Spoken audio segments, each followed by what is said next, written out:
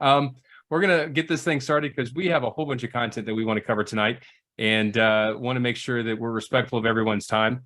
My name is Marshall Butler, and I am the Rotary Public Image Coordinator for 3 more months for Zone 34.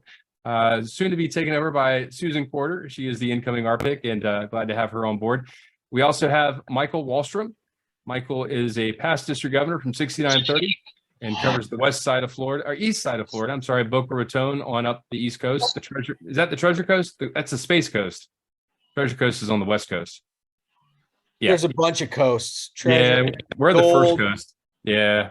And then we also have Sean Patty. Sean is the Rotary logo there. He is down in Trinidad, Rotary 7030, and is always the man behind the camera, or not behind the camera, behind the curtain. But there he is turning on this camera. So it's always good to see you, Sean. I'm going to share my screen and get us started. Again, we got a lot of content to cover. So did want to talk about the important Rotary 2023 Public Image Boot Camp. That's going to be scheduled for April 24th at 6 p.m. If you have not registered yet, please register. Please make sure that your club leadership registers. Please make sure that your incoming public image chair for your club, if you're not the public image chair, please make sure they register. We think this is a foundational webinar that helps get people ready for the upcoming Rotary year. We talk about putting together a public image team. We talk about the importance of a content calendar. We talk about the importance of doing a brand audit to make sure all of your social channels are using the brand appropriately. And this year Susan Porter will be leading the boot camp as the incoming Rotary Public Image Coordinator. So it's really important that you get as many folks to sign up for that as possible. Even if they're not public image chairs, we believe that public image is the responsibility of everybody in the club. This year, it's a little bit special here in Zone 34, though. Membership and foundation teams, imitation is the highest form of flattery, and they have developed their own boot camps. And so the membership team will be putting on a boot camp on May 1st, and then the foundation team will be doing the same thing about a week and a half later on May the 11th. And so you can go to rotaryshares.org/zone34 boot camps. And Sean, if you could drop that into the chat for everybody. You can register for 1, you can register for 2, you can register for all 3 if you like. I think there's going to be some really great content. And these boot camps, the purpose of these boot camps is to get folks ready for the upcoming Rotary year. And plus, we're going to be kind of kicking off some of the things that we're going to be doing at the District Leadership Training Seminar here in Jacksonville, Florida in late June, for those of you that are going to be coming and visiting with us in Jacksonville. Tonight, you will be able to download the deck. There's the link at the bottom and a QR code if you want to go ahead and download it. We also actually copied this over to the public Canva group that we have shared with everyone. So the deck is already there, and we are recording this. So if you have friends that couldn't make it tonight, we'll be sending out an email tomorrow with the recording and with a link to the slides. Just wanted to make sure everyone know that you will have access to the slides. So don't worry about taking lots of notes. We're going to make sure you have everything after the webinar is over. For those of you in Zone 34, the finish line is near. I know you all have done an amazing job with the tasks throughout the year in support of the Zone 34 Public Image Citation. And the last task has been published up on elevaterotary.org. And that is simply, we just want to know who is your incoming president, who is your incoming public image chair, and who's your incoming secretary. Why? Because we want to make sure we invite them to the boot camp. Again, we know it's important that folks attend and participate and learn how they can support their club's public image by learning some of the strategies and the tasks and the techniques that we teach in the boot camp. So make sure you fill out that citation task for, this is the last one. We're going to be sending out the citations, I think, late April, because we know a number of you have district conferences in May. So the deadline for that is going to be April 15th to get all that information in. So a lot of you are on track for the platinum citation. And so I want to make sure you wrap it up and submit that information. So head over to elevaterotary.org and get that info in. With that, I'm now going to hand it off to Sean Patty. And Sean is going to talk, we're going to kick off this session. We're going to talk about, there's been a lot of question about what's the difference between a profile, a group, and a page, especially on Facebook.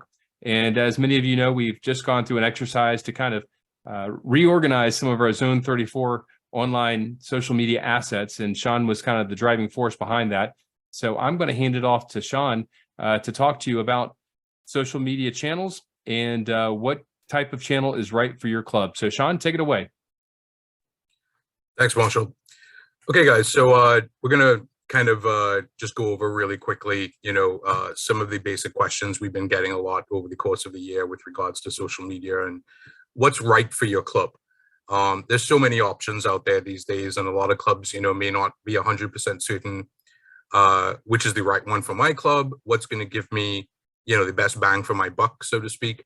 So this is really just a kind of very quick way to help you guys figure out of everything that's available, what you really should have, what you should really be putting most of your efforts into versus, optional items that you could also invest some time and effort into. So here are the big four, right? And this is pretty much what most clubs and most members and most people know about. Facebook, Instagram, Twitter, and LinkedIn. Obviously, there are other social media channels. We're not going to go through all of them. Things like YouTube and Vimeo and, other image and video sharing applications. Those are great. If you have those, perfect. I mean, particularly something like Vimeo or YouTube, where you can upload and store and archive and share great club content. Those are usually, the best place to put things like videos and share them from there, because you can not just share them from that specific channel, you can also share them in other social media channels like Facebook, Instagram, Twitter, and LinkedIn. So we're just going to really touch on these four, but also keep in mind that there are many others out there that, your club can tap into as well. So I'm going to look at these three first, and then I'm going to touch on what Marshall mentioned before, which is Facebook, because that's kind of the big one. With regards to Instagram, Twitter, and LinkedIn, this is just kind of a summary table that I put together with, a few little hints towards how you should consider each of them. I'm not going to read through everything, but suffice it to say, every club should, and I emphasize the word should, be looking at Instagram and an Instagram account for itself for two reasons. The main one is that, Instagram is pretty much, the second most, or, at least in the top three most popular social media platforms. What's great about it now is that because more or less it is totally tied to Facebook, management of an Instagram account is a lot easier now than it ever has been, because you can manage everything Facebook and Instagram all in one kind of application, which is Facebook's Meta Business Suite. We did a webinar on the Meta Business Suite, or AKA Facebook Business Manager, back in January. So for those who didn't see it or aren't familiar with it, you can go back to January's webinar recording and take a look at it.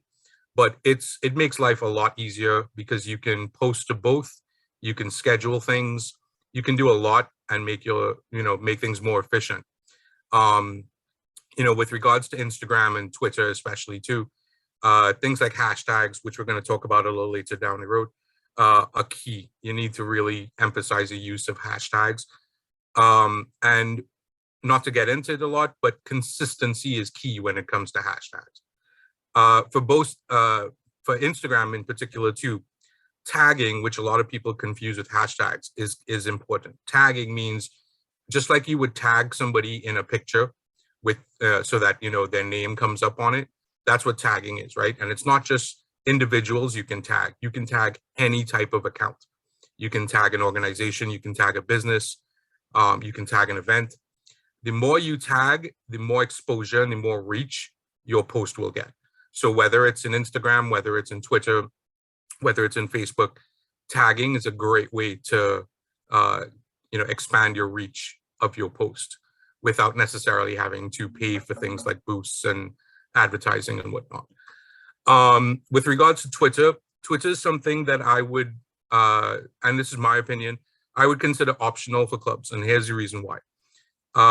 Twitter's been kind of a bit on the decline in terms of popularity and whatnot, but it's still, it's got a lot of people on it. The question really you should be asking yourself is your audience on it, right? Are the people that you really want to get the word out to using Twitter? If they are, definitely set up a Twitter account if you don't already have one. Push content out on it. What's really good right now is that if you have an Instagram account, you can automatically push a post from Instagram to Twitter. So again, it's all about being efficient, right? We don't want people ending up having to write and produce content for 3-4 different platforms. There's a way you can kind of do it where it's just, you do it once and with a couple clicks, it gets out into 3 or 4 different mediums. Social media managers is always something that comes up, whether people should use them or not. I'm an advocate for social media managers. So, if you have one, something like Buffer or Hootsuite or, one of many others that are out there, definitely use them because they can make your life easier. You essentially, put it into a social media manager and it feeds it to, 2, 3, 4, 5 platforms all in one shot. LinkedIn is the most specialized one, and that's because of, what LinkedIn is really created for. It's created for professional networking. It's created in a bit of a different light and under a different umbrella than most other social media platforms. But I think because of the nature of what Rotary is as an organization, it is a membership organization based on, professionals and vocational service and networking. LinkedIn comes in as a very useful platform, very useful social media platform for Rotary clubs.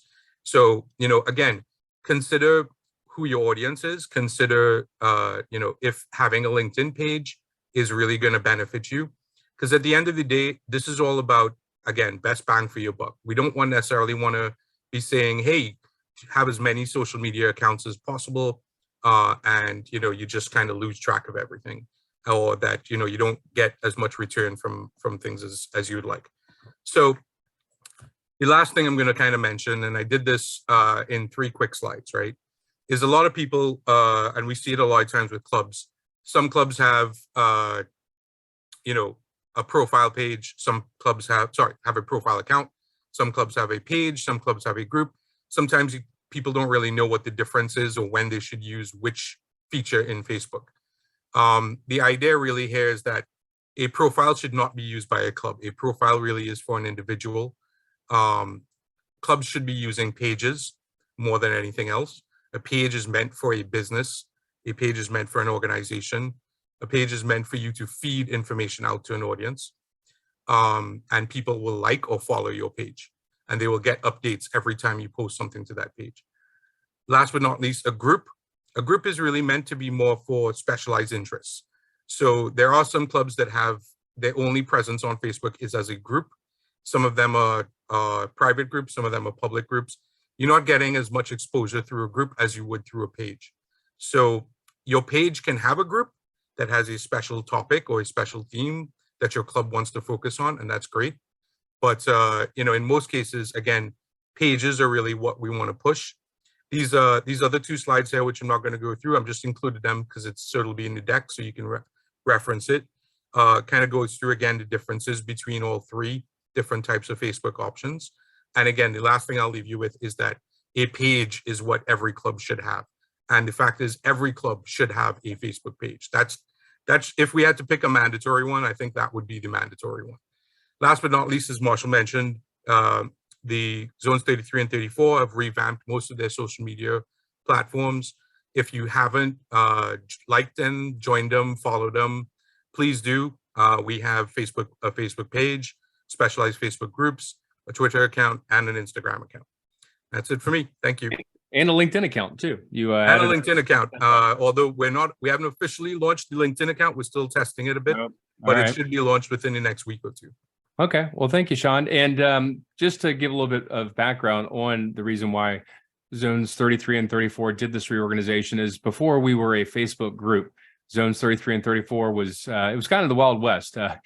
We would admit people in, and people could just post left and right. And it was a little bit noisy in there sometimes. Everyone was it was great stuff, but it was just kind of hard getting the zone message out to everyone. And so with this revamp, really we have the Zone 3334 Facebook page now, which is the official voice of the zone. Jeremy Hurst uses that to share information. We use that to share very specific information that's happening at the zone level. And then we do have those specific Facebook groups that are underneath that page. So we have one for the public image team. We have one for the membership team. We have one for the foundation team. We also have some others around our Feed 10 Million project and the Empowering Girls Initiative. Plus, I think there's one for the Polio Plus program. So that way, those folks, those affinity groups can kind of talk amongst themselves and really collaborate and share information without getting too noisy in that centralized Facebook page.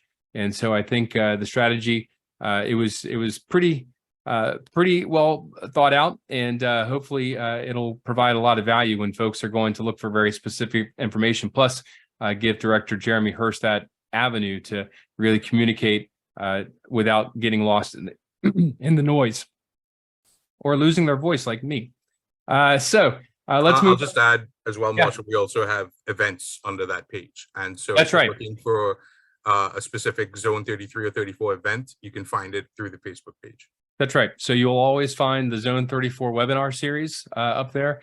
Zone 33 also has some master classes and some things that they do, and those will be published as events, as well as other events around the zone, like the zone seminars and the zone summits and stuff like that. So yeah, a great resource. And again, thank you, Sean, for leading that initiative and really putting some structure around that.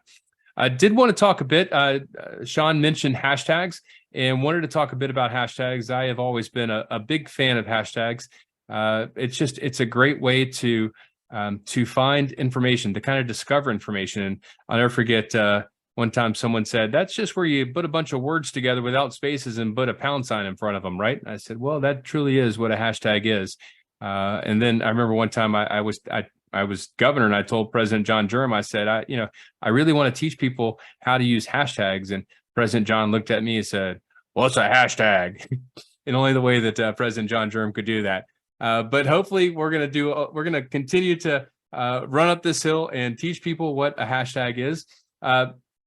Hashtags. Why hashtags? Well, they really can increase visibility in the reach of posts, as well as help users discover content related to their interests. When we pick out hashtags for our social posts, you can use very specific hashtags. We can use hashtag Rotary. Here in Zone 34, we've asked folks to use hashtag Rotary shares, really because we want people to be able to follow Rotary shares. You can follow hashtags on Instagram and see all the content. And that allows everyone across the zone to see all the content being created in the zone very easily, just by going to hashtag Rotary shares. And so many clubs across the district or the zone have used that. It's a quick way to find everything that we're doing here in the zone around Rotary. But also, you want very specific ones, but sometimes you want some broad ones. Maybe hashtag water for a water project, or hashtag literacy, or hashtag leadership if you're doing some sort of a leadership training.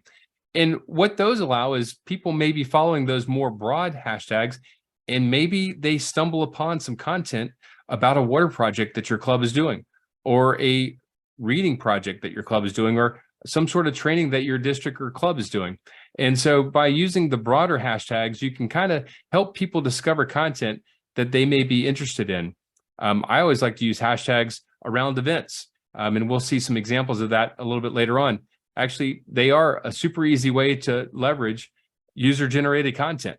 And so when we do district conferences, or when we did Florida Pets a couple of weeks ago, or when we have a zone summit, a lot of times we'll develop a custom hashtag for that event.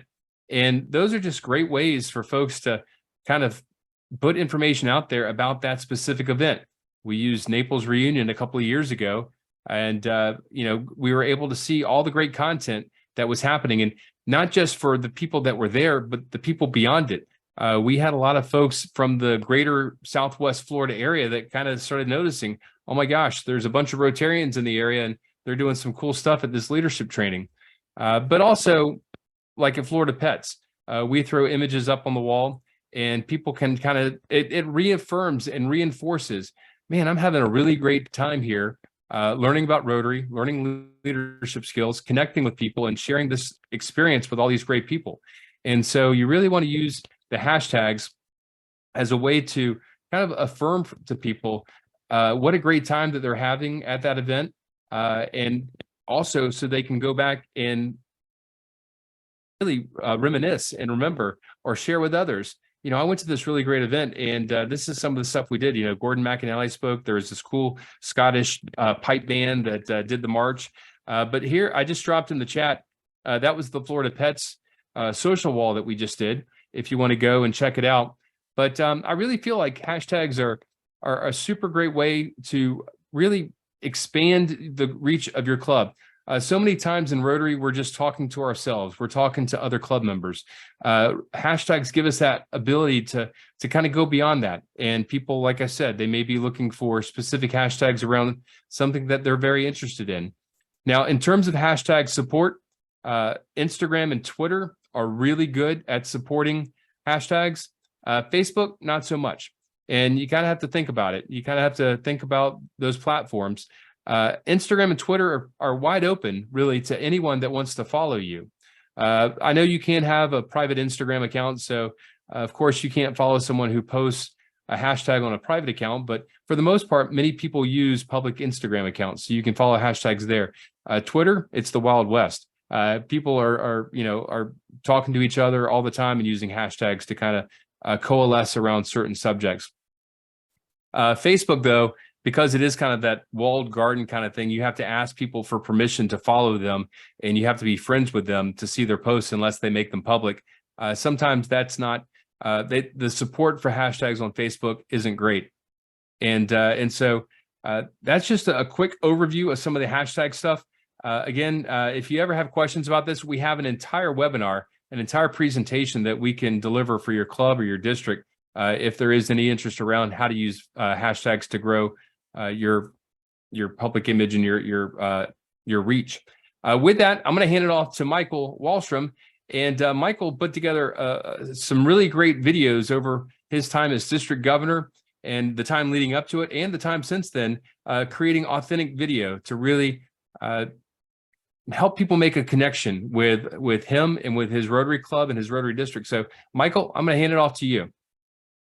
Thank you very much. Thank you. Yes. So Michael Wallstrom here, your Obsessed Zone 34 AR pick. And, I really want to start this off by saying I really didn't use social media much at all before I became district governor. I got on Facebook. Well, before I became club president, which was a little bit before I was district governor, but I really joined Facebook because I thought I needed to be on there to help promote my club. But I was not an expert in social media like Sean is, like Marshall and some of the other folks on the team. I was a begrudging participant in social media, but I think that I ended up having some real success with it, and that should, I hope, just basically demonstrate that anyone can do this if you follow my last bullet point, which is just practice, practice, practice. So I really focused on Facebook and Instagram. So during my time as district governor, I had a lot of different initiatives that I wanted to promote. And I used Instagram and I used Facebook to do that. So I used a district Facebook group, both a public and a private group, and I use an Instagram to do that. So I was posting short form video, and this was a trial and error. I really settled into this groove through trial and error. What was driving the most amount of response, right? So I found for myself that if I stayed short, 30 to 60 seconds tops, that's what really got people's attention. And that short form video drove a lot more, like demonstrably more engagement than pictures, than photos. I was always using a lot of energy, a lot of volume. It's kind of the classic yell and sell, from television, and trying to make them fun. one of the things that I found was really impactful was trying to have it be authentic, personal, having it seem unscripted, right? So a lot of times I would try to come up with what is it that I want to get across in this short form video, each one.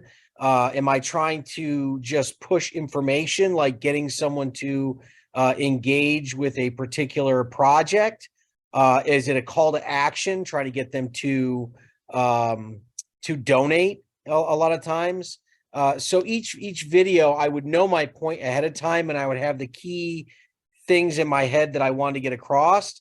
And then I would make sure that I got that across very clearly and very quickly. I developed, and you can kind of see, I mean, these are screenshots over here, but these are all of actual videos. And you can see in some of these, I do use some of the hashtags, although they're kind of cropped off in some of these. But each one of the little descriptions briefly describes what I'm talking about and what we're trying to get across. So I did in my district governor year, I did a big fundraiser for YPA, in which I walked the length of my district. It was 185 miles. So I was doing a lot of training leading up to that, and I would post 2 to 3 times a week during my training, talking about the walk and talking about what we were doing and why we were doing it and how much money we needed to raise. And anytime I visited a club, I would post that I was at the club and if they gave money to the walk, right? So it's just reinforcing the idea that what is this thing that we're doing? When is it happening? Who's supposed to be participating? What do we need? And acknowledging any club that actually gave money. And it really started to snowball. And I started to build a brand to this, right? So I used to post constantly. I called it the DG newsreel, updates from the road, right? Because I'm traveling around my district. And so I would post these updates every time I went to clubs. So my followers started to kind of get this brand of the DG newsreel and the story down, right? They got the gist of it and they got to start to expect it and they knew what was coming. And I just kept feeding the content. And so I saw that our engagement more than doubled for the number of people in our district who were following and in a part of our district Facebook group, right? So we just got more and more of our members engaged in the Facebook group, which made it a lot easier for me to communicate directly with my district in a way that wasn't email, right? Because I tracked my emails and the unopened rate, I'm sure a lot of you have done this, is pretty high. But this really got people engaged. I like to tag people and locations a lot in these videos. So anytime I was out and about, you can see there's like people behind me in a lot of these. So I would gather people in the shot with me and I would tag them because they're more likely to spread that to their friend groups and associations, right? And it spreads virally by including these people and including the locations. You know, some of these, I was on an India NID, I was in India, or if I was in Guatemala on a trip, you know, I'm tagging the locations. And then consistency and repetition. I don't know if you guys have ever heard of the rule of 7, but basically it takes 7 impressions for someone to take action on something, whether they're getting an email, right? Whether they're seeing it on Facebook, or in this case, I would be sending emails and doing Instagram and doing Facebook. But, you know, Marshall, in promoting these webinars, it's probably 7 emails that you see before you finally sign up for the webinar, because that's what has been determined by mass amounts of statistical data, that's how many times someone has to see something before they go, oh, fine, I'll click on it, right? I'll go there. I'll see what's going on. So for me, it was constant repetition. So 30 to 60 seconds, multiple times a week, trying to make it fun, trying to make it entertaining, and driving my point home constantly. And then really the thing at the bottom, practice. So early on, my attempts were halting. They were They didn't work out very well, but I honed my technique, right? Again, like I said, I was not an expert in this medium at all. So I just had to see what worked. And eventually I settled on something that worked for me and something that I could see was driving the engagement. And then the other thing that I would do is I would I do a lot of the final effort that got posted, 30 to 60 seconds. I would do 3 or 4 different takes trying to get it so that it flowed well, so that there were funny elements to it, right? So that the banter between the people that were in it with me seemed natural. And then I would cut one and post it. I mean, those are kind of the basics, to what I just learned by trial and error. So I would say for you, just try to use some of these points, but just try to practice and pay really close attention to, are people engaging? Are they liking it? Are they responding to it? Are they sharing it? And if you're doing different things, just pay attention to what works best and then run with that. Absolutely. Those are some great tips, Michael. Really good stuff. And again, I mean, being authentic, being in the moment, including people, it's so important. And I love tagging. I mean, like Wits Frozen Custard of Boca Raton. If anyone goes to the Wits Facebook page now, they're going to see you talking about Rotary Leadership Institute. So it's almost like it's those ripples, that unintended consequences sometimes of tagging. If someone were to stumble upon Wits and say, what the heck is Rotary Leadership Institute? Those are the kinds of ways that we can reach people without talking to ourselves. So tagging is important, being authentic, and yeah, and I would say really the other thing too is I would really stress staying short. People cannot digest that much information. They don't want to. So 30 to 60 seconds, you're making 2 to 3 points tops, and repeat them over and over throughout that, because no one can absorb that much information, and they're not going to read it. So you have to say it over again, and then repeat it a third time in 30 seconds and then be done. If you drone on, you've lost them. Because remember, people are scrolling, right? They're scrolling. So you got their attention for a couple of seconds. You have to grab them at the beginning so that they stay for 30 seconds. But if you're droning on past what they can handle, they're on to the next cat video and you're gone. That's right. Cats riding Roombas. But in the first 5 seconds, you got to put that hook in them. And then I love the point to always have some sort of a call to action, some natural progression that you want them to take, whether it's finding out more about the YPA initiative, or maybe visiting a website, or just have some natural next step for them to take, so that there's a way for them to learn more about what we're doing. So those are great points. Thank you so much, Michael. All right. Well, quick poll. I'm going to ask everybody in the room here. I know there's a lot of folks that do. Who uses Canva? And I know there's going to be a lot of hands being raised. And I know there's a lot of people that want to learn more about Canva. And that this team is so, we use Canva constantly. We are in Canva every single day. And I don't know if any of you saw, I know Sean posted it up on the Zones 3334 Facebook page last week. They had some pretty big announcements last week. They had some revolutionary new updates to the platform that are just amazing. It was already just form before, but they have just upped the game again. And I know, to get a lot of these features, you have to get the pro version. It's $10 a month. That's $120 per year to really have some tools that can go a long, long way in helping your club with the public image. Now, if your club has a foundation, they do have a 501c3 application that you can go through and get a free account for up to 10 users. But even if you don't, it is a small investment to make your club's public image really sing. And so we're gonna really dive into that. So I see someone says they don't use it, and that's why they're here. I can tell you, we do have a couple of webinars, and we actually have our Canva Jedi Master, Kelsey Mitchell. She's on the call tonight. She's done a couple of Canva webinars for us. We'll put the post or the link in our chat where you can go back and watch some of the past webinars on Canva. and learn a lot of the tools, a lot of the techniques.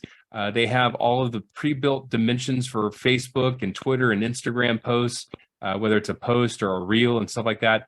You don't have to think about it. You just go to Canva and say, I want to make a Facebook post. This presentation tonight, this is all in Canva. One screen we have what you're seeing, one screen I have the presenter view. And actually, Sean was advancing slides in Trinidad on my computer using Canva in the presentation mode. It's really amazing. So let's go ahead and click through.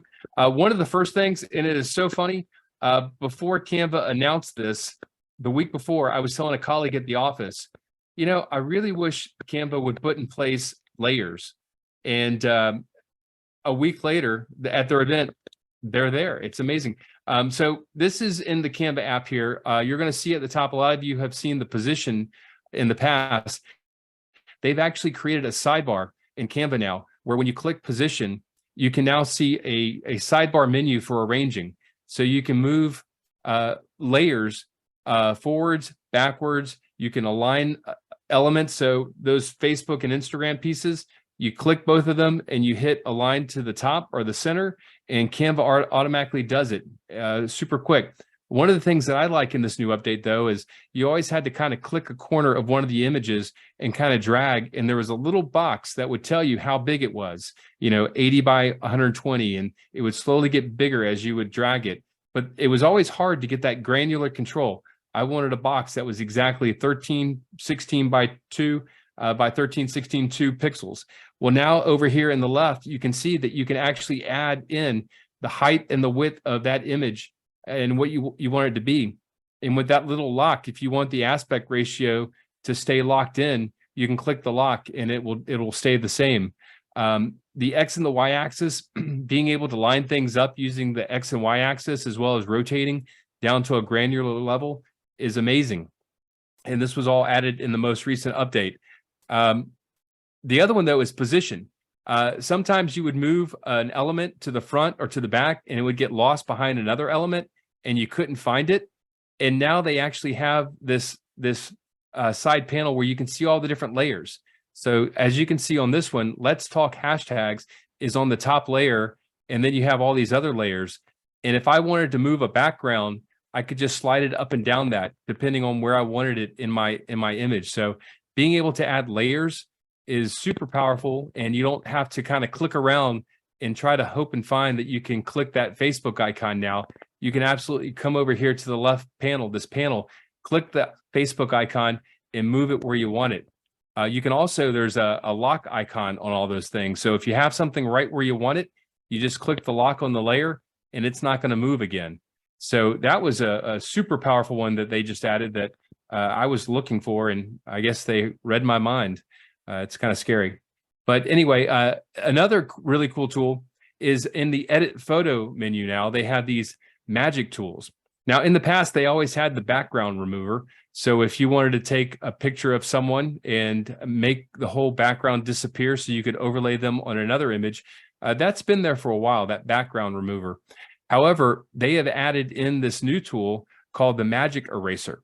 And so say you have an image that maybe it's you're at the beach and you're taking a photo and there's some people behind you that you would rather they not be in the photo. Maybe it's some photo bombers. Now you can take this little icon, scrub it over them, and it actually removes those people from the photo.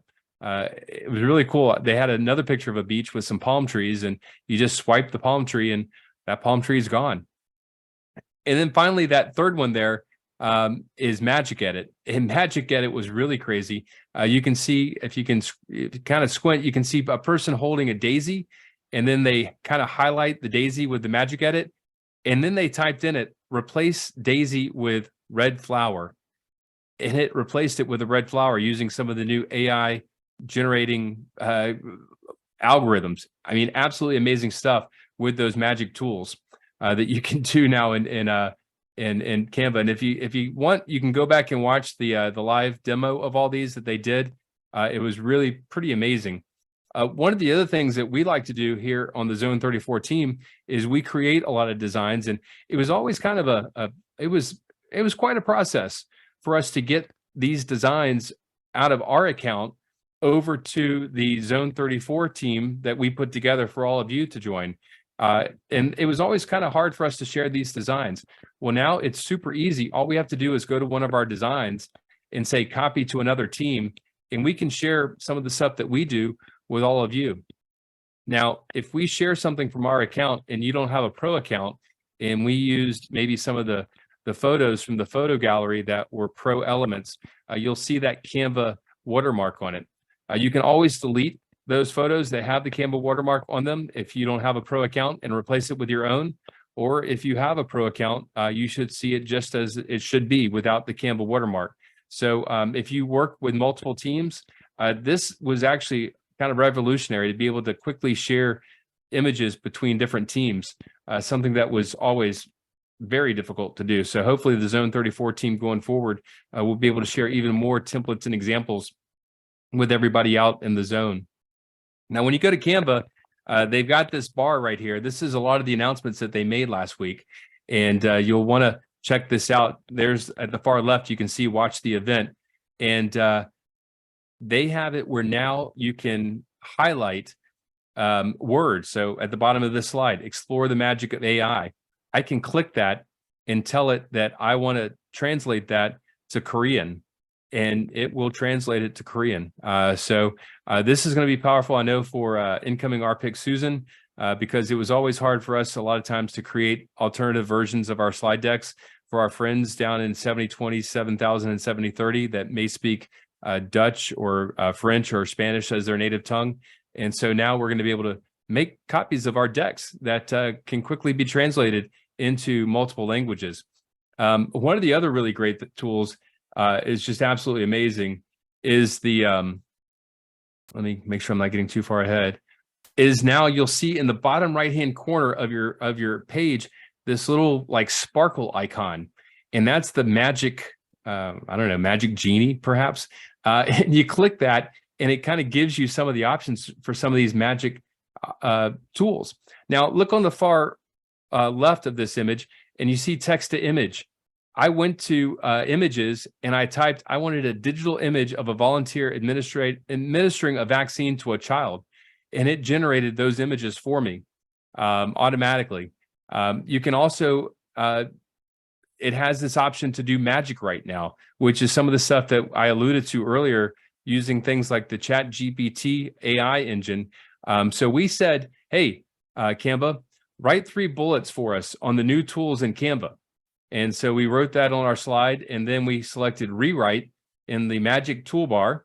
And this was the result that Canva came back with. All I did was type, write 3 bullets on the new AI tools in Canva. And this is what it came back with. Canva now offers AI-powered background removal for images. The platform's new AI algorithms suggest font pairing options for users. Canva's AI design tool can now generate color palettes based on uploaded images.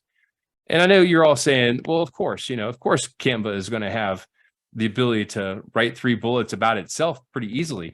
Big deal. It's Canva. This is their own tool. Well, I then asked Canva to write 3 bullets about the Rotary Foundation.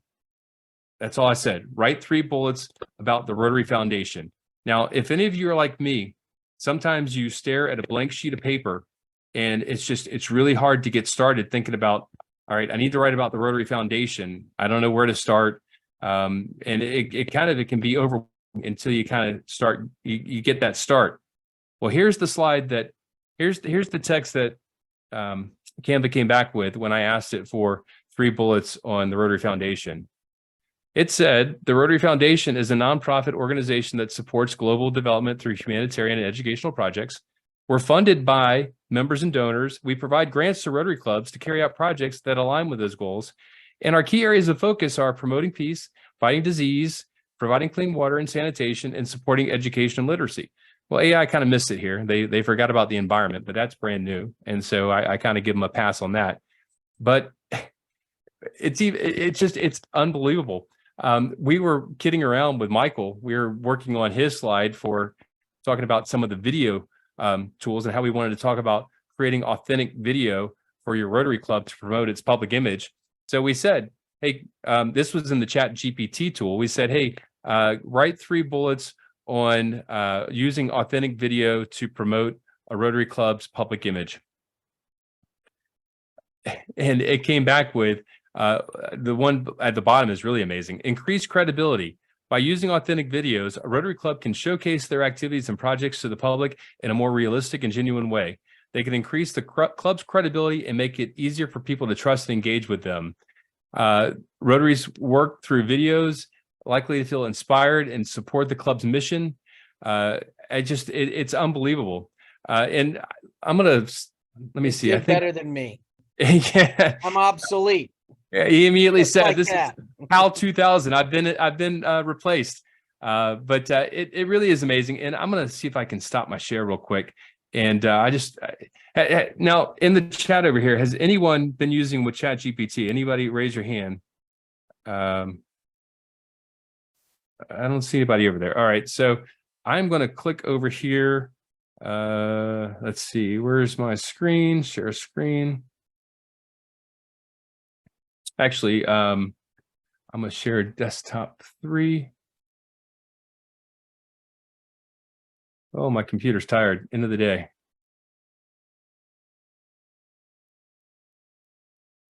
And share.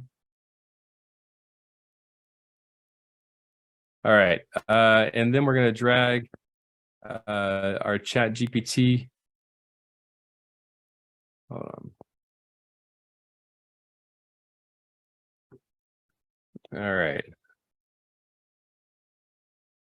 Oh, all right. Can everybody see that? Okay. So this is the chat GPT, and you can create a free account, and Microsoft has actually baked it into Bing now. It's pretty amazing.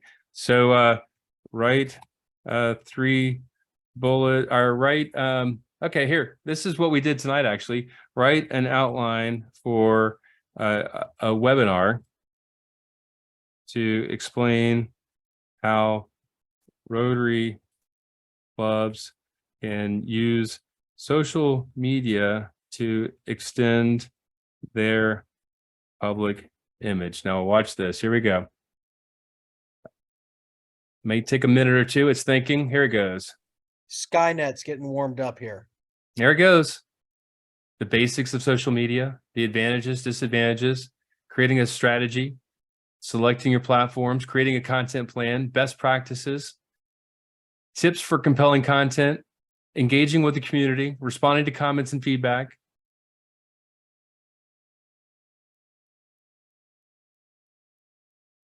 Now, Marshall, I imagine that you could go to any one of these subsections and then ask ChatGPT to expand on, like, section 5, engaging with the community on social media. You could ask it a second question and it would provide you probably detail on those 4 bullet points. Absolutely. I mean, develop a meal plan for this week. Here we go. Watch this one.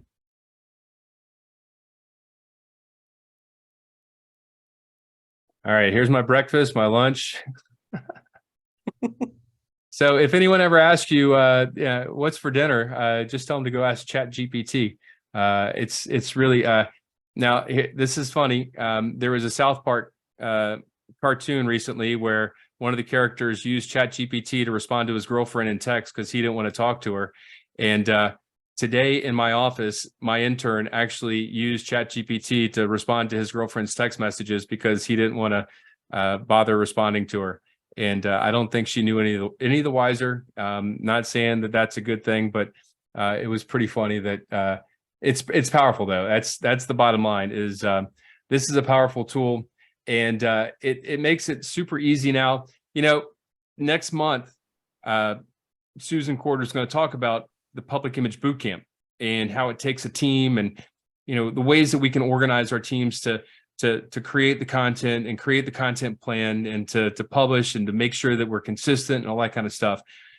Using tools like ChatGPT and the Canva Magic Write, they have magic design and magic presentations now that can automatically create a social media post, at least a start for you, that you don't have to start from a blank sheet. You can actually tell it, I want to create an event post for a barbecue. It can create it. It's going to make our jobs as public image chairs so much easier. Now, I'm not saying that, it's all going to be completely accurate and you just kind of don't have to do anything, but as a way to kind of get started and provide a foundation, it's an amazing tool. I even, I'm wrapping up. This is probably my last webinar as Zone 34 Public Image Coordinator, since Susan's going to be doing the boot camp next week or next month. And so I did ask ChatGPT to help me out with a poem of appreciation for my time as Zone 34 Public Image Coordinator. And I got to tell you, ChatGPT did a pretty nice job with this. I'm not a poet, and I don't think I could have done much better than this. I was super impressed. And with that, as I said, this is probably my last webinar as the coordinator. I'm really excited for Susan to take over on July 1, and she's going to do a fantastic job with the boot camp, and she's already putting together a fantastic team. So I just want to take this opportunity to thank all the folks on my team the past 3 years that have been a part of this really trailblazing team. We've done some things differently. We've had some fun. I hope that we've provided a lot of resources for you all. And I look forward to Susan's leadership as she takes over to kind of continue to work alongside you all as you promote Rotary's public image. And again, just thank you all for all of your support. It's always been fun to hear from the folks across the zone and your participation in all these webinars and doing the citations and the tasks, and just been a lot of fun working with you all. So my last webinar, just wanted to say thank you all for your support, and it's been a lot of fun. With that, this is our team. It's going to be changing a little bit in a couple of weeks, but you can always go back. Oh, I went the wrong way. Go back and find our past webinars up on our Rotary, elevaterotary.org website. So ask you all to go check that out. Sue told me that our April task isn't up on the elevaterotary.org website. And I remember that it wasn't on the website yet. We had it in an email that we sent out a couple of weeks ago, but I don't think we made it on the website. But I can assure you, if you're in this call, you're going to get the email tomorrow with a link to the task. And I'm going to work with our tech guru, Sean Patty, to make sure we get the April task up there, because again, we want to get those done by April 15th so that we can get those citations out. I think 7020 has their district conference that first week of May. I know District 6970 has the second week of May, 6960 is in June. But we definitely want to make sure we get those citations to you all so that we can recognize the great work that everyone has done this year as we advance Rotary and tell the world about the great stuff that Rotary does. With that, it is 6:53, and we have some time for some questions. So we have talked a whole lot, and I'm going to open up for some questions. If anybody has questions about Canva, hashtag, social media channels, using ChatGPT to talk to your significant other, I'm not going to touch that one, but we got some answers. So let us know if you have any questions. Let's see. Any questions? Michael, you see any? Sean? Okay, I see one. Sue asked, just to clarify, ChatGPT is separate from Canva. That's right, Sue. ChatGPT is a separate application developed by Microsoft. I think it's OpenAI ChatGPT. You can Google it or Bing it and find it. I think some of the underlying technology is found in the Canva tool. In the Canva tool, it's called Magic Write. And so they've embedded the technology into their tool, and they call it Magic Write. I can tell you today, I found out that my marketing automation tool that I use, HubSpot, I use it for marketing automation and for my CRM. They've embedded ChatGPT into the CRM. So now instead of having to go search for stuff or key stuff into the CRM, I can talk to my CRM now. It's amazing because they've embedded the ChatGPT artificial intelligence infrastructure into the CRM. So Magic Write is Canva's use of the ChatGPT, but you can always go straight to ChatGPT and ask it questions as well. So that's a great question. Let's see, any other questions? What's the difference between using a pound and an @ symbol? So the difference is typically an @ symbol is used when you are tagging someone or referencing someone. That's usually their handle. That's for me on Instagram, I'm at Meta Marshall. On Instagram, our zone is at zones 3334, our Rotary zones 3334. So that's when you're tagging an individual, a person. Hashtag is kind of free for all. You can do hashtag anything. We do hashtag Rotary shares. We do hashtag service above self, hashtag in polio now. And then, like I said, you can do broader ones like hashtag water, hashtag leadership. So hashtag is just a way of organizing content around specific topics and being able to explore and find other information about it. When we did our zone summit down in Naples a couple of years ago, we did hashtag Naples reunion. So people could go to hashtag Naples reunion and find all the pictures related to that. And like I said, just like you can follow people on Instagram and Twitter, you can also follow hashtags. So if you want to see all the stuff that's going on in our zone, you would follow hashtag Rotary shares. Oh, thank you, Sean. Sean just put the task for April in the chat. So if you need to complete that, it's super easy this month. Just your president's name, your president-elect's name, your public image chair's name, and your secretary's name. We just want to make sure that we get all those folks invited to the public image bootcamp, even if they're not going to be necessarily hands-on doing public image. We want them to know the resources that Susan's team is going to be providing next year as public image coordinator. The citations will go, we're going to send them to the district governors, and then the district governors will disseminate them. We always generate a PDF document and send that out to the district governors, and then they will be the ones to disseminate it directly to the clubs. Now, if you don't get your, I'm not saying your district governor is distracted, but typically this time of year they are distracted. They're trying to wrap up. They're doing district conference planning. They're doing some reporting for Rotary International. So if any of you don't get your citation by the end of the Rotary year, please let me know. Or if you don't get it by the time maybe you do your handover dinner, or when you're handing over your installation, I guess it is, I can make sure that you get it for that too, if you want to present it to your club. So you can always reach out to the Zone 34 Public Image team, and we'll make sure that we get those citations out to you. Okay, so any other questions? Who's coming to the Rotary International Convention? Raise your hand if you're going to Melbourne. I am not. I'm lowering my hand. My daughter's graduating from college, so I'm getting her off the payroll. I got to find her at JOB, but I can't make it to Melbourne because I got a college graduate. I see a couple. Awesome. Well, cool. Marshall, just ask Chat GPT. How do I get my daughter a job? Exactly. Oh my gosh. Chat GPT, how do I get my daughter to clean her room? How's that? We'll start baby steps first. Anyway, it is 6:59 p.m. Never off the payroll. Trust me, I get that. I'd say I work to support my daughter's lifestyles. It's 6:59 p.m. Again, it's been a pleasure being with you all tonight, and look forward to seeing you guys out in the Rotary world in the coming year. So take care, everyone. Good to see you all. Good night, everyone.